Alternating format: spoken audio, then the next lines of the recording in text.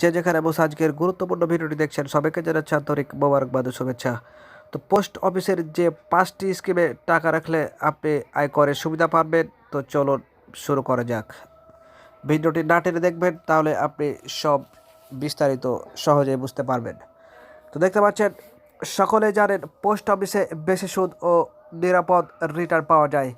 আর তার সাথে যদি ট্যাক্স বা আয়কর ছাড় বা post office tax saving scheme পাওয়া যায়, তবে এর চেয়ে ভালো আর কিছু হতে পারে না। আর চলতি বছরে মার্চ মাসে শেষ হতে যাচ্ছে 2022-23 অর্থবর্ষ। অর্থবর্ষ শেষ হওয়ার আগে যদি আপনি টাকা রাখতে চান এমন কোনো স্কিমে যেখানে আয়করের সুবিধা পাওয়া যাবে, তাহলে এই প্রতিবেদন আপনার জন্য। বেশ কিছু post office tax saving scheme সঞ্চয় প্রকল্প রয়েছে সরকারি পোস্ট অফিসে।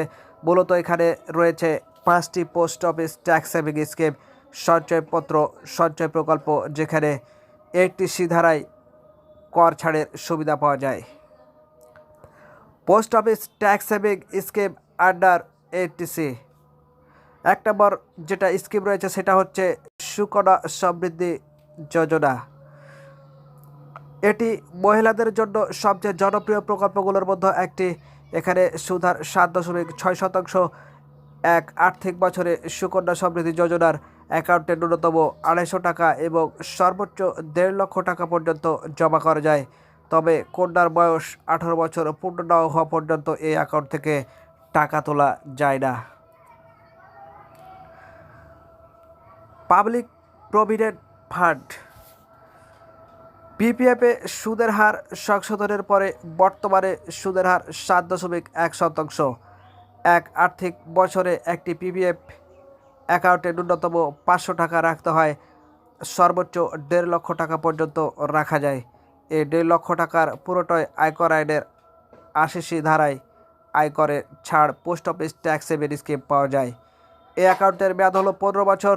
পিপিএফের অন্যতম গুরুত্বপূর্ণ দিক হলো এর অর্জিত সুদ করের আওতায় পড়ে না। 3 নম্বর যে স্কিমটি রয়েছে সেটা হচ্ছে সিনিয়র সিটিজেন সেভিং স্কিম।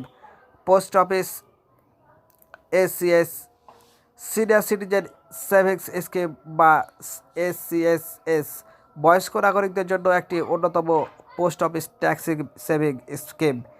এই স্কিম মূলত 60 বছর কিংবা তার উপরে যাদের বয়স তাদের জন্য। বর্তমানে এইচএসসি প্রকল্পের সুদের হার 8%। 5 বছর মেয়াদের জন্য এখানে টাকা রাখতে হয়। এই প্রকল্পে 1.5 লক্ষ টাকা পর্যন্ত বিনিয়োগের আয়কর আইনের 80C ধারায় কর ছাড়ের সুবিধা পাওয়া গেলেও সুদটি করযোগ্য। 4 নম্বর যে স্কিমটি রয়েছে সেটা হচ্ছে ন্যাশনাল সেভিং সার্টিফিকেট।